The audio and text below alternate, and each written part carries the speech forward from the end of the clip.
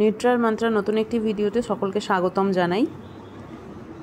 আজকে আমার কাছে আছে একটা কাস্টার্ড আপেল, মানে আতা, যেটাকে অনেক সময় সীতাফলও বলা হয়। কাস্টার্ড আপেল দেখতে খুব সুন্দর, বাইরে থেকে দেখা যাচ্ছে বহু বীজযুক্ত একটা ফল, ট্রপিক্যাল ইন্ডিয়ান ফ্রুট। জঙ্গলে বনেও পাওয়া যায়, যদিও কাস্টার্ড আপেলের অনেক ধরনের ভ্যারাইটি হয়। তো এটা বেসিক্যালি ট্রপিক্যাল ফ্রুট একটা। সুগার অ্যাপেলও বলা হয় একে, কারণ high source of sugar and carbohydrate এর জন্য। তো এটার মধ্যে অ্যান্টিঅক্সিডেন্ট প্রচুর মাত্রায় আছে, ভিটামিন সি প্রচুর আছে। আর পাকা ফল, এই যে এটা একদমই রাইপ হয়ে গেছে, এটা কিন্তু কাঁচা খুব একটা খাওয়া যায় না, তো একটু বেশি পাকা হলে তবেই কিন্তু খাওয়া যাবে।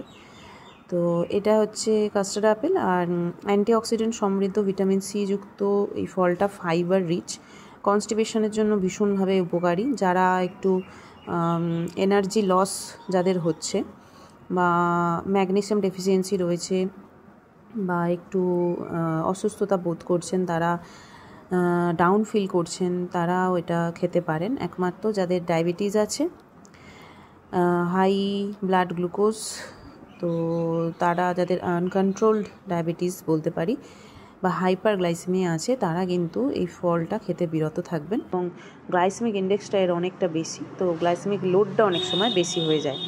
সো আতা এমনি আদারওয়াইজ বাকি সবাই খেতে পারেন, কোনো প্রবলেম অ্যাজ সাচ নেই।